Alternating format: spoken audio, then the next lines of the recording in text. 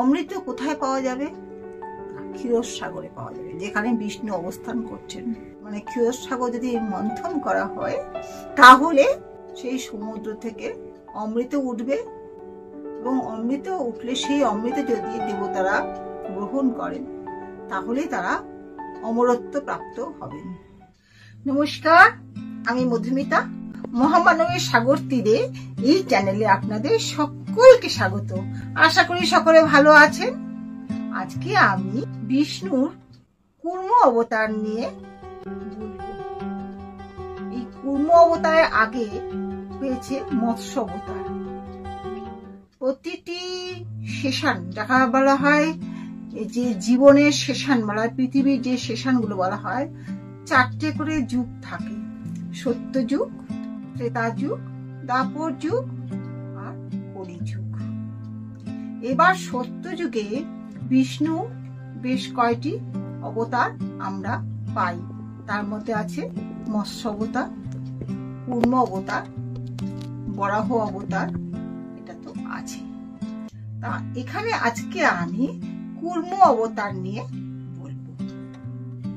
সত্যযুগে বিষ্ণু মৎস্য অবতারের পরে কুর্ম অবতার রূপে অবতীর্ণ হয়েছিলেন।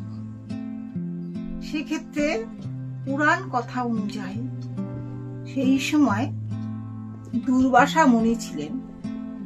তিনি বেশ রাগী ধরনের, কিন্তু আবার লোককে আশীর্বাদও করেন। তা সেই সময় তিনি নন্দনকানন দিয়ে দুর্বাসা মুনি যাচ্ছিলেন।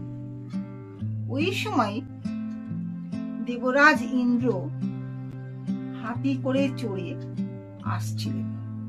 তখন এই দুর্বাসা মুনি তাকে স্নেহ ভরে মন্দার থেকে মন্দারের একটা মালা, সেটি ইন্দ্রকে উপহার দেন। এখন ইন্দ্র তিনি তার হাতিটিকে ওই মালাটি আদর করে পরিয়ে দেন। এতে দুর্বাসা মুনি ভীষণ অসম্মানিত মনে করেন নিজেকে। তিনি তখন অভিশাপ দেন ইন্দ্রকে যে এবার ইন্দ্রপুরী তথা ইন্দ্ররাজ্য শ্রীহীন হবে, অর্থাৎ লক্ষ্মীহীন হবে। লক্ষ্মীহীন হওয়া মানেই অশান্তি, অশান্তি মানেই রাজ্য নিয়ে, সিংহাসন নিয়ে টলে যাওয়া। তখন কিন্তু দেবরাজ ভীষণ ভয় পেয়ে গেলেন, এবং এই কথা যখন অন্যান্য দেবতারাও জানতে পারলো, তারাও খুব ভয় পেয়ে গেল। আর এই অভিশাপের সঙ্গে সঙ্গে লক্ষ্মী দেবী কিন্তু স্বর্গরাজ্য থেকে চলে গিয়ে সরাসরি ক্ষীরসাগরে বিষ্ণুর কাছে চলে গেলেন।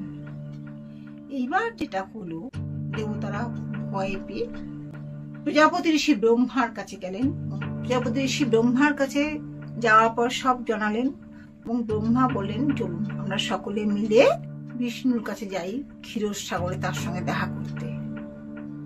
সব দেবতারা এবং প্রজাপতি ঋষি ব্রহ্মা বিষ্ণুর কাছে গেলেন এবং সেখানে তার স্তব করতে লাগলেন। এরপর বিষ্ণুকে সব ঘটনা জানানো হলে তিনি বললেন সে তো একটা ঘটনা হয়ে গেছে, অভিশাপ হয়ে গেছে, মুনি ঋষিদের অভিশাপ তো ফলবেই। এই সময় কি হলো, দৈত্যরা ইন্দ্ররাজ্য জয় করে ফেললো। শুক্রাচার্য ছিলেন দৈত্য গুরু। তিনি কি করলেন, সমস্ত দৈত্যদের যুদ্ধের মৃত্যুর পরে তাদের বাঁচিয়ে দিতে শুরু করলেন। ফলে দেবতারা ইন্দ্ররাজ্য হারালো। এই অবস্থাতেই তারা বিষ্ণুর কাছে গিয়ে যখন বললেন, তখন বিষ্ণু এই কথাটা বললেন যে যখন মানুষ বিপদে পড়ে তখন কিন্তু শত্রুর সঙ্গ মিত্রতা করতে হয় বা হাত মেলাতে হয়। তোমরা অমৃত যদি সেবন করো তাহলে তোমরা অমর হবে। অমৃত কোথায় পাওয়া যাবে? না, ক্ষীরসাগরে পাওয়া যাবে, যেখানে বিষ্ণু অবস্থান করছেন।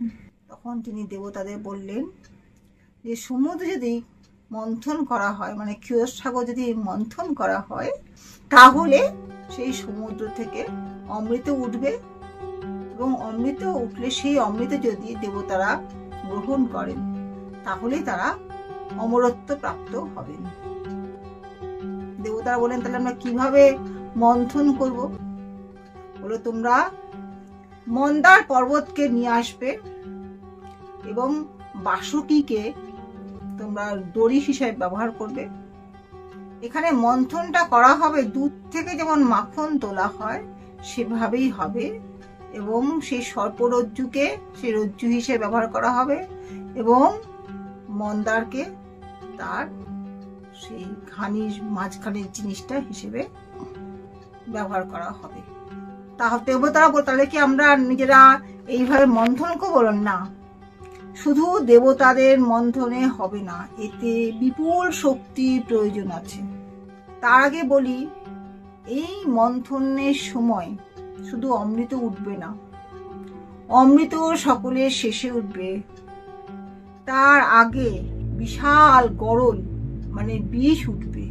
সেই বিষ পান করবেন মহাদেব, কারণ সেই বিষ ধারণ করার ক্ষমতা কারোর হবে না। কারণ সেই বিষ যদি উনি ধারণ না করেন তাহলে তার বাষ্পে বিষাক্ত দম বন্ধ হয়ে মারা যাবে। সেটা যদি কেউ খেয়ে ফেলে তাহলেও মারা যাবে, এমন তীব্র বিষ। তারপরে ঐরাবত উঠবে, ঘোড়া উঠবে, সেগুলো ভাগ বটরা করে নিতে হবে। কিন্তু অবশেষে অমৃত উঠবে। সেই অমৃত দেবতারাই খাবে। নারায়ণ বললেন তোমাদের দৈত্যদের সঙ্গে ভাব করতে হবে, অর্থাৎ সুর এবং অসুর এই দুপক্ষকে মিলেমিশে একসঙ্গে কাজটা করতে হবে। ইন্দ্র বললেন ওরা দৈত্যরা রাজি হবে কেন? সেক্ষেত্রে তোমার দায়িত্ব, তুমি বুদ্ধি করে তাদের সঙ্গে ভাব জমিয়ে তাদের থেকে কাজটা আদায় করবে। সেই কথা মতো ইন্দ্র দৈত্যদের কাছে গেলেন। সেখানে গিয়ে বললেন যে সুর এবং অসুর অর্থাৎ দেবতা এবং দানব এরা কিন্তু আসলে দুই ভাই, দুজনেই দুপক্ষে এরা ভাই। কারণ কশ্যপ মুনি ছিলেন, তার স্ত্রী ছিলেন, প্রথম স্ত্রী ছিলেন অদিতি, দ্বিতীয় স্ত্রী হচ্ছে দিতি, এবং তৃতীয় একজন স্ত্রী ছিলেন। যাই হোক, এই দ্বিতীয় অদিতি কিন্তু তারা কিন্তু নিজেরা বোন ছিলেন।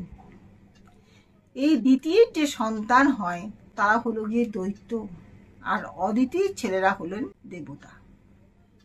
ইন্দ্র সেই কথাটা গিয়েই দৈত্যদের বললেন আসলে তো আমরা ভাই, তাই আমরা মিলেমিশে যদি কাজটা করি তাহলে আমরা অমৃত পান করে আমরা অমর হয়ে যাব, তারপরে আমরা সুখে স্বচ্ছন্দে একসঙ্গে আনন্দ করে থাকব। দৈত্যরা তো কথা শুনে খুব খুশি, তারা সহজেই রাজি হয়ে গেল এবং তারা সমুদ্র মন্থনের জন্য আসলো ক্ষীরসাগরের তীরে। দৈত্য এবং দানবরা মিলে মন্দার পর্বতকে ক্ষীরসাগরে নিয়ে আসার কথা, কিন্তু সেই মন্দার পর্বত তো অসম্ভব ভারী, তারা চেষ্টা করেও আনতে পারল না। তখন বিষ্ণু তার শক্তি প্রদান করলেন এই দৈত্য এবং দানবদের। সেই শক্তি পেয়ে তারা ক্ষীরসাগরে নিয়ে এসে মন্দার পর্বতকে ফেললেন। কিন্তু মন্দার পর্বত তো ক্ষীরসাগরে ডুবেই গেল। কি করা যায়? ডুবে যদি যায় তাহলে মন্থনটা করবে কি করে? তখন আবার সবাই বিষ্ণু শরণাপন্ন হলেন। তখন বিষ্ণু লক্ষ্মীকে সঙ্গে নিয়ে সেই সমুদ্রের নিচে প্রবেশ করলেন এবং নিজে কূর্ম অবতার হলেন, মানে কূর্মের রূপ ধারণ করে সেই মন্দার পর্বতকে পিঠে রাখলেন। এতে মন্দার পর্বত ভেসে উঠল। এই যে পিঠের উপর রেখে মন্দার পর্বতকে মন্থন করা হলো, তার ফলে তার পিঠে একটা ক্ষতর সৃষ্টি হয়। তাই কূর্মর পিঠে এখনো দাগ দেখতে পাওয়া যায়। যাই হোক, প্রথমে তো গরল উঠল। সেই গরলের বিষাক্ত গন্ধে সবাই পালাতে শুরু করলো, কেউ মারা পড়লো। তখন সকলে গিয়ে শিবের কাছে গেল, দেবতারা। শিব তখন সেই গরল কণ্ঠে ধারণ করলেন, কিন্তু সেই কণ্ঠে ধারণ করার পরে তার অসহ্য কষ্ট হয়। তখন মা দুর্গাই তাকে রক্ষা করেন। যাই হোক, এরপরে আবার মন্থন শুরু হলো। তারপর ঐরাবত উঠলো, ঘোড়া উঠলো, তারপর উজ্জ্বল চন্দ্র, এরপর উঠলো কয়েক হাজার সুন্দরী অপ্সরারা, তারপরে উঠলো মা লক্ষ্মী। লক্ষ্মী যখন উঠলেন তার এত রূপ দেখে দৈত্য দানব সকলেই প্রায় অজ্ঞান হওয়ার অবস্থা। এত সুন্দর দেখতে। দৈত্যরা ভাবছে আমরা এই স্ত্রীকে গ্রহণ করব, দেবতারাও ভাবছে আসলে তো উনি লক্ষ্মী, উনি তো শ্রী নারায়ণের পত্নী, উনি অন্যের তো পত্নী হবেন না। তখন ব্রহ্মা এবং নারদ মুনি এসে বললেন স্ত্রীলোক যাকে পছন্দ করবেন তাকে তিনি গ্রহণ করবেন, যে সে তাকে নিতে পারে না। তখন লক্ষ্মী নারায়ণের কাছে চলে গেলেন পরবর্তীকালে। যাই হোক, এরপর উঠলো সেই অমৃত। তখন দৈত্যরা বলল সবকিছুই তোমরা নিয়ে নিচ্ছ, আমরা কিন্তু এবারে অমৃত নেবই নেব বলে তারা অমৃত ছিনিয়ে নিয়ে চলে গেল নিজেদের রাজ্যে। দেবতারা পড়লেন মহাবিপদে। একেই তো শুক্রাচার্যের জন্য তারা এমনিতেই জয়ী হচ্ছে, মরে গেলেও বেঁচে যাচ্ছে, এরপর যদি অমৃত খায় তাহলে আর দেবতাদের বাঁচতে হচ্ছে না। তখন তারা আবার নারায়ণ ঠাকুরের কাছে গেলেন। তখন বিষ্ণু তিনি একটা মোহিনী রূপ ধারণ করলেন, সুন্দরী রমণী। সেই সুন্দরী রমণীর বেশে সেই দৈত্য কুলে দৈত্য রাজার সম্মুখে উপস্থিত হলেন এবং সেখানে নৃত্য গীতের মাধ্যমে দৈত্যদের মুগ্ধ করলেন এবং তাদের বললেন যে তোমরা তো দেবতারাও তোমাদের ভাই, তাই এই অমৃত মিলেমিশে খাওয়াই উচিত। সেই মোহিনীর রূপে মুগ্ধ হয়ে দৈত্যরা তার কথা রাজি হলো। যদিও দৈত্যরা এর আগে অপ্সরাদের এবং অশ্ব তারা নিয়েছিল, তাও তারা কিছুতেই অমৃত দেবে না। কিন্তু মোহিনীর কথায় তারা অভিভূত হয়ে, খানিকটা মুগ্ধ হয়ে, খানিকটা পাগল হয়ে গিয়ে তারা মোহিনীর কথায় রাজি হয়। তখন দৈত্য এবং দেবতাদের মধ্যে ভাগ করার নাম করে সেই মোহিনী রূপী বিষ্ণু সমস্ত অমৃত দেবতাদের মধ্যে বন্টন করে দেন এবং শেষ করে দেন। যখন দৈত্যদের সম্বিত ফিরল তখন সব শেষ। এইভাবে দেবতারা অমরত্ব প্রাপ্ত হলেন। দৈত্যরা তখন অমৃত হারিয়ে ভীষণ কান্নাকাটি শুরু করে দিল এবং তারা নিজেদের মধ্যে নতুন করে কিভাবে দেবতাদের জব্দ করা যায় সেটাই তারা চেষ্টা করতে লাগলো। এইখানেই কুর্ম অবতারের ঘটনা সমাপ্ত। আশা করি সকলের ভালো লেগেছে।